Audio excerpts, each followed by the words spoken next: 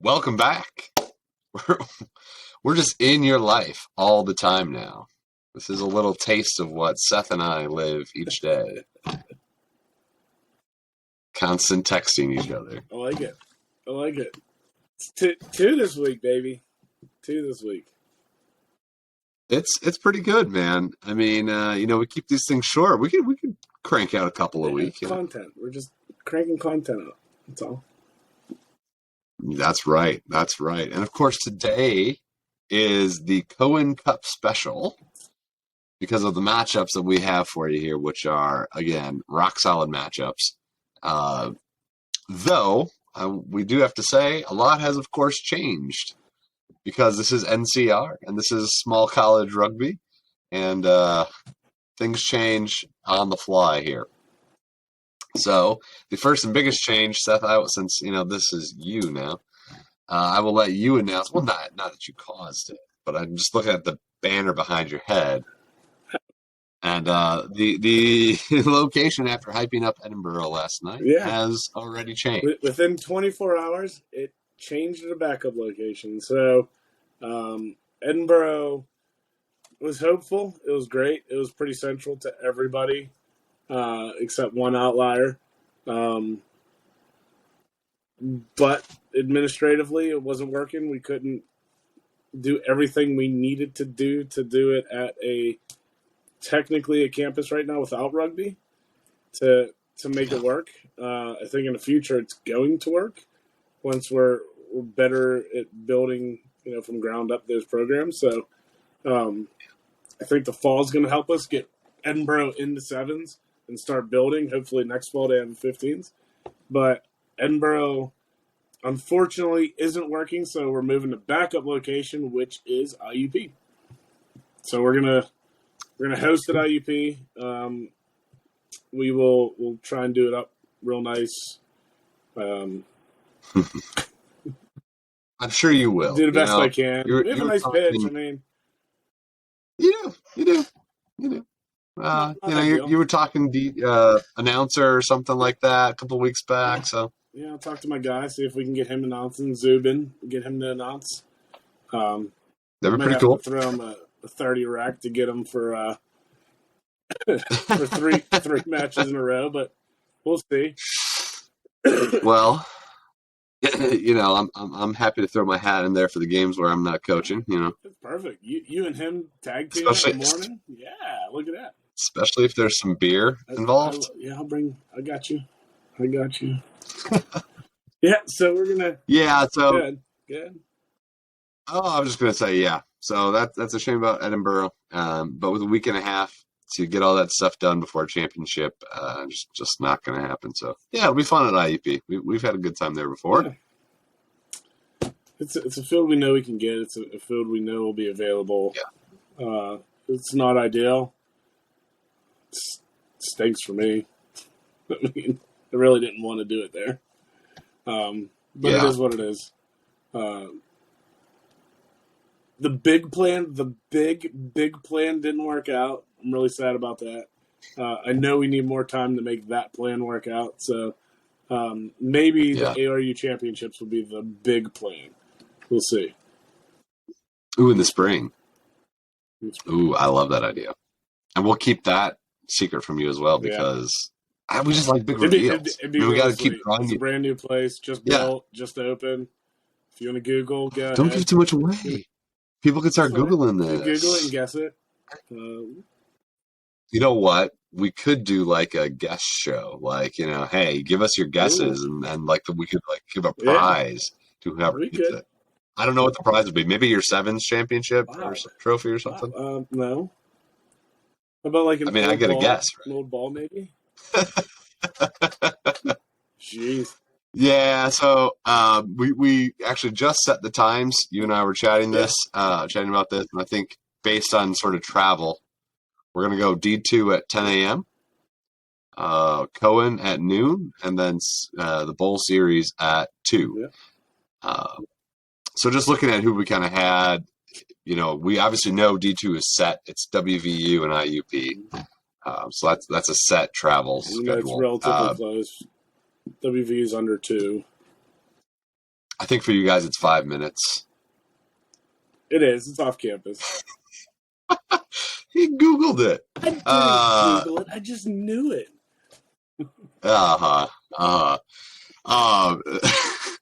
Cohen is, well, I suppose we'll let this slip now. Cohen is going to be Slippery Rock for sure. Baldwin Wallace, as we said yesterday, numbers issues. We said we were working on something. Well, that something didn't pan out. We were trying to get either Robert Morris or Case Western to fill that spot. But Robert Morris is also short numbers right now. And then Case is, I just don't think, able to commit to national playoffs. Which is fine. All the travel. And so it makes sense. It's fine. Yeah. I mean, if you weren't expecting it, it can definitely change. So Slippery Rock's going to have a bias. We know Slippery Rock's going to be in there at noon, so it's a matter of Franciscan or John Carroll joining them. And, of course, Denison not able to play Clarion. We know Clarion's going to be there at 2 for the bowl against Kenyon or SUNY. So we're almost there. 2 more pieces to fall into place for our championships. I like it. We're getting there. I mean, I love it. Not ideal. Definitely not ideal. We equally share frustration about how this is all playing out. The rant off camera probably was better than what we would put out on camera. But it is what it is. Yeah. We can control what we can control. We can fight and do. We just know in the future we may have to make some changes to make the conference better, stronger. But that's a conversation down the road. So. Yeah. Well, and we've been saying it all season long. Second year for, I said it yesterday, second year for NCR, things are changing. They're learning a lot. It's the second year for us as a conference too. And so we're still trying to get feelers out, especially for some of these teams in the West. What's their budget like? Yeah. What do they expect to do at the end of the year and all that stuff? And we'll get there. But with that, speaking of the West, this is a good segue. Monday night, I had a great opportunity to interview. Solo interview, because it was someone's birthday. So I did all the work myself. I'm sorry. It's okay. It was a great conversation with Emmett from John Carroll. And so I'll be in different clothes, but let's roll that now, and we'll come back and break down that Franciscan John Carroll match. All right, well, joining me from John Carroll, Gator Rugby, with his little Gator mascot. Yeah, we got Gary right here. Gary the Gator. Well, we have Emmett Allen joining me. And, man, John Carroll, you guys have had a fantastic year this year. Yeah, really coming off the backs of a really good 7 season too. Yes. Yeah, we going down to New Orleans, that was impressive. That was our goal at the beginning of the year, and it took a lot for us to get there and win the ARU, and now we're back at it at 15s, which is always fun. Yeah, so 5-1 this fall. And the only loss, and we were just talking about this a minute ago, is that opening D1 match against Rio, which, we were saying, what a match to start your year with. And you weren't even there. No, I wasn't. Maybe that's that's got to be it, right? So tell us about your season. What games stand out to you, and what do you want to tell folks about it? Yeah, I think starting off with Rio, we really didn't know what we were capable of. Just kind of, it's hard to start off with D1 team. You don't know if you're going to lose confidence or build confidence in your next game. But I think we played Denison down in Denison the weekend after. We had a pretty large win there. It was 87-5. So that's when I thought we figured it out. We know we're a good team. We just got to put all the pieces together. So the season went along. Scrimmage against Bowling Green, their B side, 38-14 win, and so we're slowly picking up momentum where we know we can be a good team. We just really got to prove it. And I think our biggest games were our Case game, which was, I thought, that was a 63-29 win, which I thought was a good game. That's when we really started to click. But nothing clicks more than our last game against BW. Obviously, BW is our huge rival. 79-12 win. I mean, we love playing BW. It's a great rivalry, and we thought that was a big statement to show the ARU that we're real and we're here to play, and we're excited for the playoffs, and we'll see if we can make a run. I mean, everyone wants to go to Houston. It's a long way, but we would love to. Yeah. Well, Seth and I had been talking about, well, especially in our preview show, we were trying to game out who might come out of the West. We kind of thought it, might be you guys, but man, Baldwin, the way they started this year, it was like, whoa, you had to take notice of that. But, we had it in the East with Slippery Rock Franciscan, kind of their last weeks of play. So we were excited that, in the West, it was Baldwin Wallace, John Carroll for the West Division title. That just couldn't have worked out any better. We saw that too. It was a collision course. We saw each other meeting there. We knew it was going to happen. Yeah, and big rivals. I mean, it must have felt good to get a big win like that, and at home for you guys too, right? Yeah, at home, and that was big. We had a lot of family, friends, fans there, so that was cool. I think they definitely played in a factor. Yeah, they're loud. They're ready to roll. So that was fun. That's really cool. Now, this is a total aside question. Just trying to keep up with you guys on social media. Your pitch, is that like on the quad or something in the middle of campus or something? Yeah, Hamlin Quad. So that is in the middle of the campus, right by the clock tower and Dolan Science Center. Parking lot on the side, and then the library on the other side. So it is literally right on the middle of campus. And we hadn't played there since my freshman year. Last year we had to go over the polo fields are about 20 minutes away, and we also have the option of playing on the football field, but turf's a little hard to play rugby on sometimes. Yeah, turf burn and everything. So the Hamlin Quad is always fun to play on. It's really cool. Feels like a cool college setting to have games on. Yeah, every time you guys post pictures or little video clips, there's like super old collegey buildings, and you're real nestled in. Oh, it's cool. Definitely a nice place to play. I think you guys have had a heck of a year. I mean, obviously NCR's got you ranked 15th in the coaches poll as of tonight. We'll see when this comes out on Thursday. You might have moved up a little bit after that win. You've been kind of stuck there at 15. We've been saying the same thing. We were at 16, and then we're 15. We're stuck at 15. The conversation, hey, are we going to go up? You see New Mexico Tech drop below. They dropped 14 right before us. We played them in New Orleans, and they're a great team. So we're like, wow, we're right with New Mexico Tech, but we'd love to pull a little bit of head because I think we deserve it with our win margin over the other teams. But, I'll take 15. It's good. We're ranked. I'm happy with it.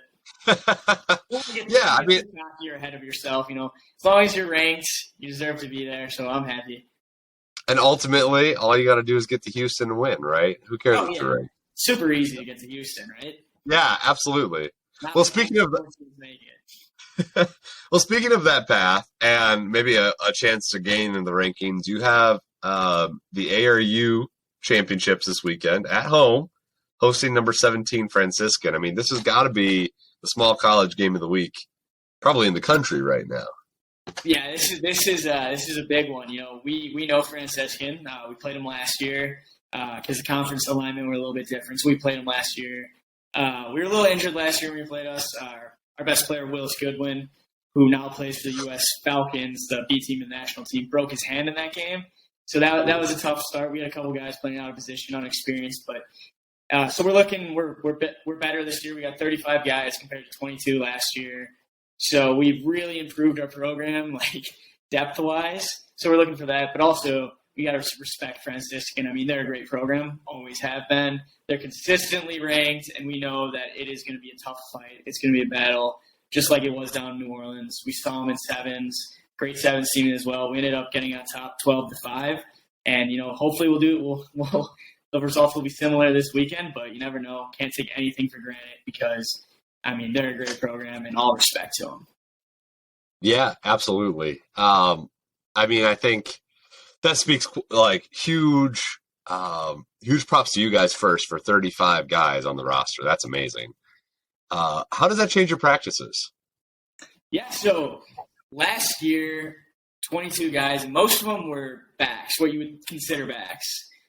And this year, it's been cool because when you're practicing, especially for forwards, it's really big. So when you're practicing scrums and lineouts, you actually have opposition to practice against you. So I thought we've gotten really good at lineouts and scrums. Like this weekend, we stole a couple scrums, and I think that's because we really set ourselves out to recruit. And, small college, there's not much benefits. Like you see a guy walk by practice, you throw him a rugby ball. Hey, can you catch? They catch it. Get out here. I mean, we've had a couple dragging those guys out there, or a couple football guys that decided they don't want to play football, come play rugby. So we emphasis recruiting, especially the older alumni. There's like, you can't let this club die. Like this banner's theirs. It's been passed down for ages. You can't let this club die. Got to get it down. So we really did well on that this year. Yeah, that's awesome. I mean, I think, and I've had this conversation with a lot of other people, really once you hit that 28-30 number and you can have one-on-ones, you can have competition for starting spots, that really improves those number ones a heck of a lot. So that's awesome. With that in mind, what would you say your strength is at John Carroll? Backs, forwards, what do you got? Wow. We're pretty solid all the way around, but I do have to give our forwards the props because we're so deep in the forward position where like you got a guy that can come play prop, or he can come play lock, or he can come play 8-man, or whatever he needs to do. So we're really deep in the forward positions, and they all know what they're doing. They're more experienced, I'd say. But our backs, I mean, there's no short to us. Like we got a lot of guys that can come off the bench and just be just as good as the next guy. I mean, I think the backs, we got this guy. His name's Cal, 26 years old. Was in the Marine Corps before, so he's now a senior at John Carroll, 26 years old, and he played rugby in high school, came out this year, and he's been an absolute force to deal with on the field. Hard to tackle, hard to bring down, and really fast. And, we made replacements in our back line. As I said, Willis Goodwin left. We replaced him with a guy who played wing last year, Cole Morrell. He's now playing 10 for us, and he's done a great job to step up. I mean, that's some hard shoes to fill. A guy goes to play for the national team. You got to take his shoes. So yeah. I think we're a very solid team overall, but I love that at our forwards, I think it's more important to have depth in forwards because they're the guys that are making the big hits, more likely to get injury, and if we can replace guys in the scrum that are just as good as the other guys, that's huge. Especially as they tire out. I mean, scrums and the hits and the pod running, it definitely wears out forwards pretty quick. Yeah, Yeah, you gotta love those military deferments. Those kids are always fun to have. Yeah, we've historically had a couple of those guys come out. It's always great. It's helps to have some older, experienced guys out there. Yeah, for sure. And that was a very diplomatic answer you gave too. Well, they're both good. You didn't piss anyone off too much. Yeah, so. Can't piss anyone off. Well, so you're talking a lot about different players you have, and I don't want you to give everything away to Franciscan here, of course. But who would you say has really stood out for you guys this year? Someone who stepped up, as I said, our fly half, Cole Morrell. I mean, maybe that's just bias because I'm a 9 and we're communicating a lot during the game. Yeah. It always helps when you got a solid 10 to back you up.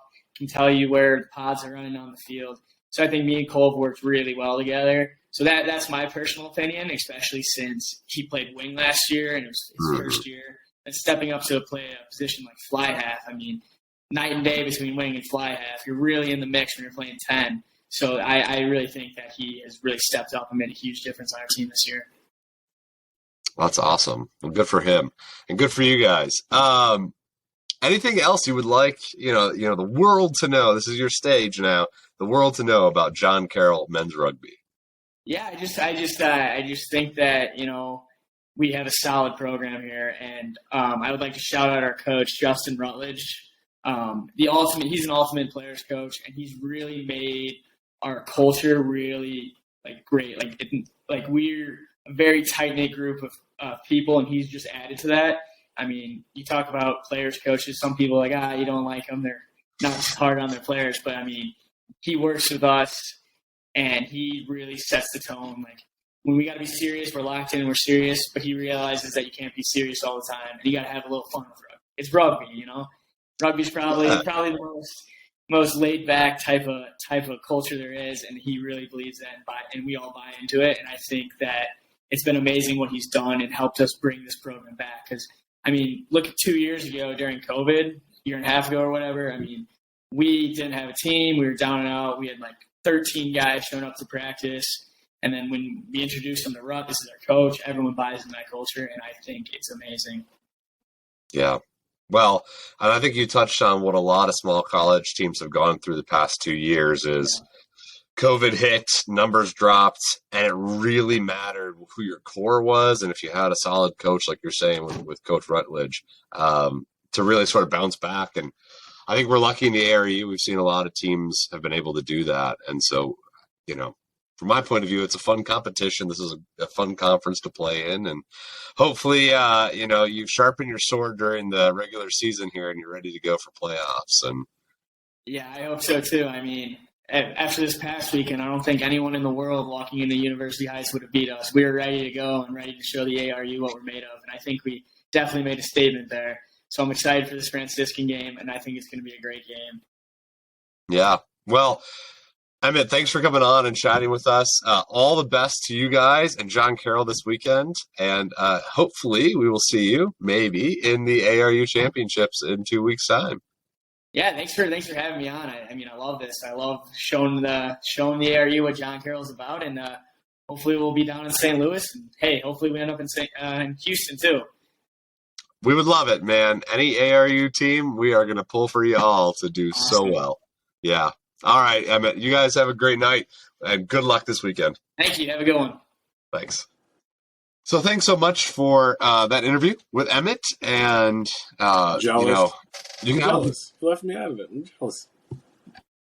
I know. And you missed Gary the Gator. He had their mascot, Gary the Gator. With live gator. I really wish it was, but no. It was a tall plastic ear stuffed gator. Wouldn't that be cool? They should get a live gator. Slippery Rock can get like a big pebble with a shamrock on it or something. I thought you were going to say pull it around to all their 1980s games. Pet Rock. Oh, I'm sorry. We just have to throw shade there. So yeah, great interview. They're a great program. Went really deep in New Orleans. Obviously, won the ARU sevens in the spring, as I had mentioned with him in our interview. But went deep in New Orleans. Had a great year last year in 15s. A stellar year this year. You just said it. Maybe off camera it was, but their only loss is to one AA team this year. One AA team that we played very tough. So yeah. They're a quality program. Yeah. They're fun to watch, too. New rankings out. They have a lot of fun players. Yeah, and I really hope someone streams it this weekend. That'd be great. So if you are streaming it, let us know so you can hype up that link. But new rankings out today puts Slippery Rock at 9, cracking the top into the single digits. They were top 10 last week, but single digits now. And that gives us a number 20 at 15 matchup, number 20 Franciscan versus 15 John Carroll. And in that interview, I had asked Emmett, how do you guys feel being stuck on 15? And he feels disrespected. That's what he had said. I don't know, Seth. What do you think? Disrespected at 15? I don't know. It's so tough because small college is so huge. I know at least one of the voters, some guy in this picture right now, pick which one, had them in the top 10. I've had them floating around like 14, 15 for a couple weeks. The Baldwin Wallace made me a believer. I mean, it's a huge result against a good program who's 4-1 on the year now. They came to play. I thought, like we talked about on here, I thought the Rio's result was a really good result against a D1A fully funded varsity program with tons of resources. I thought that was a fantastic result. It's a good result against a really good team. Again, even though it's a loss, you're a small college playing 3 divisions up. Okay. But they kind of did what we thought they would do and kind of run through that West. And when we got to Baldwin Wallace, Baldwin Wallace had this rebound year. I definitely didn't expect the lopside that it was. They made me a believer. That absolutely had me push them into the top 10. For my vote, spoiler, it was me. So, I mean, But like I talk with my guys, like rankings are rankings. Like it is what it is. Yeah. The only thing you can do is go out and win. So Right. yeah, they're doing what they have to do. They got a really good team in Franciscan coming in this week. They got segues into it, right? Yeah. 11 a.m. kickoff. It's 11 a.m. kickoff. Okay. At a pretty cool field. I don't know if you've ever been there. I've been there once. Well, you see, you weren't in the interview, but that's one of the things I asked about because it's a pretty neat space right there in the middle of campus. It reminds me a lot of University of Maryland's field. Not necessarily like Maryland, where Maryland's in the horseshoe of all the frat houses is where they set their field. But this one's like smack dab in the middle of the quad of campus. And it's like the biggest buildings are the bookends of the pitch. It's a really cool setup. Yeah. It's pretty cool. Yeah. Yeah. Yeah. Well, yeah. So two awesome teams. So let's break down. Yeah. I was gonna say let's break it down. Break down Franciscan for us here. What are we expecting? You think? So Franciscan, you can expect kind of what you saw. I would think what you saw at the ESPN Plus match, where they did a lot of that zero channel hammer, trying to create space for their speedy backline. That's kind of what they do is they use their big forwards, set you, and then let John be John and let him, find his space, hit his gashes. And they can move the ball. Both teams can move the ball this week. It's incredible. Mm-hmm. John Carroll plays a very free range, sideline to sideline, like double skips. Like you blink and it's from one 15 channel to the next 15 channel in a blink of an eye. So it's going to be probably a pretty fast-paced, high-scoring game. I think it's going to come down to whoever sells out on defense the most might win this one. This easily could be like a 40-something to low 40-something match. Like it could just be a track meet. Which would be really interesting because, Franciscan in their two toughest games of the year, well, I guess three if you count the WVU ones, have been sort of lower scoring-ish games. I mean, Slippery Rock got into the 30-26 or whatever it was, 33-26. Which I think is maybe a product of Franciscan maybe pushing Slippery Rock because they're normally a pretty ground and pound low. They want to keep the game controlled and low. So yeah, I don't know. I mean, the result against WVU was low 20s. That was obviously week 2. Long time ago. And then obviously against Robert Morris, what was that? 22-10, I think, right? Yeah. Something to that effect. Yeah. So it seems like in these bigger games that Franciscan has had, the scores have tightened and they've been lower. And so I wonder if the way John Carroll plays is going to give them problems. It could. It's all speculative. And it absolutely could be one of those, like if it's a low-scoring affair, it probably favors Franciscan, but if it turns into a track meet, it favors John Carroll. Yeah. You know what I mean? Like, yeah. John Carroll has that flank. He played sevens. He was one of the props in sevens. He's a big dude, but he can fly. Yeah. So they're built on speed. They almost play 15s, almost like a sevens match where they just try and rock you to sleep and find a gash and just go. Yeah, I mean, obviously they're highlights. When you post things to your Instagram account and stuff, you're picking the best of the best. I get that, right? But, I mean, you're right. You watch some of that stuff that they've posted in the past, and it is real speedy. They're just finding these holes and they're going for it, right? And they got the speed and the talent to do that. And the interview we talked with them, they have 30 some guys out to practice.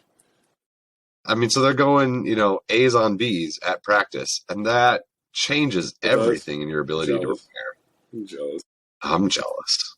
Everyone should be jealous of that. That's awesome. I get 19 in a practice. I'm ecstatic. Yeah.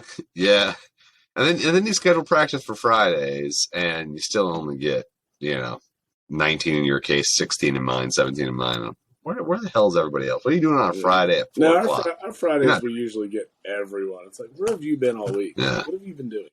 Yeah. Uh-huh. Anyway. Well, I think it's again, I hope there's some sort of stream, of it. Especially being 11 because a.m. that would be... My match is at 1. Yeah, I'll be sitting on the sideline streaming that. Watch it. I got nothing to do Saturday for the first time in a while.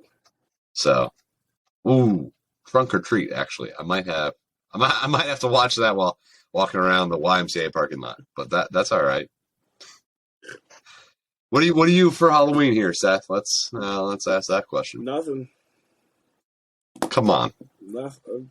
Coach Seth. You're not gonna pretend to be a coach? I mean, I could. I did last year. Just grab my whistle and start blowing my whistle at little kids walking by. Nice. So your son's not getting you into dad and son dress yet? No, he's a ninja. He's nice. A ninja, and Hannah is Hermione from Harry Potter. Solid. Meg has a costume, but I don't. You can go as Hagrid, man. Good. I got the beard. Yeah. I need a little bit of hair. Yeah. What do you do? Well, we're going as Toy Story, bud. Yeah, that is the theme of Grady's life. Yeah. So just tell me you're Woody. Amanda found me a full man onesie at Goodwill, so she had to buy it, and it's Woody, and I got a cowboy hat. Oh boy! So me and Grady both are going to go as Woody. There's going to be 2 of us, and Amanda's going to go as the modern Bo Peep from Toy Story 4, and the twins are going to go as the sheep. Okay. She got little sheep costumes for them. Right. You know. Look at that. The Sanka's doing the family fair here, man. Yeah. I don't know. Maybe y'all can comment in this link. What you're going as in Halloween. We'll pick the best one. Send in pictures and we'll do a voting on them. I want to see what Hightower, since he's definitely watching this. I want to see what Hightower goes as for Halloween. Chimney. I was going to say a lighthouse. Oh, we love you, bud. All right. Smoking his darts. Meanwhile, I'm the guy losing my voice from talking 18 hours a day. Oh, love it. All right. Well, that is definitely, I think, a nice. That's a great stop. We're definitely into delirious mode. We can't do 2 of these episodes. We go crazy. But we were able to give what I think is a pretty good rundown of what's going on here this weekend in our Cohen Cup, and definitely can't wait for next weekend. We'll probably have one more show for you all. That'll be our championship preview game, and then that might be it for our podcast for this fall. Let me do one more end of the year award one. Oh, we'll do an end of the year award one. Yeah, sure. And then in the spring, because it's sevens, I was thinking about this laundry today. It's a lot easier to film sevens matches. It's just 7 minutes and a half, right? If we can get some of those, I can chop some of them up into highlight plays, highlight reels. We can actually do that a little bit easier. Yeah, then 80-minute games. I'm just one man. I'm not going to go through all that, and none of you have sent me anything, so it doesn't matter. But 7 minutes, 14-minute games, yeah, why not, right? We could even do these live because we see each other at most tournaments. That is very true as well. Yeah. The spring is going to bring wonderful things. That's all I got to say. But for now, there's a fall to be finished. So with that, I hope you all enjoy your weekend and your Halloweens, and we will see you in November, my friends. Yeah. Have a spooky weekend. Wow. Have fun. Be safe.